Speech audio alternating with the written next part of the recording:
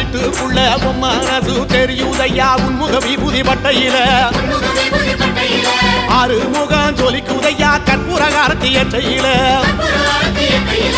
அறுபட வீட்டுக்குள்ள உன் மனசு தெரியுதையா உன்முக விபூதி பட்டையில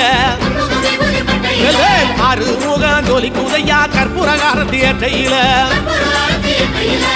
தெற்கு திசையாள்பவனே தேடி செல்வம் கொடுப்பவனே பன்னீர் தோளும் கொண்டு பக்தர்களை சுமப்பவனே கந்தா உன்னிடம் உண்மை சொல்ல வேண்டும் உன் புகழ் பாடியே வாழும் வாழ்க்கை வேண்டும்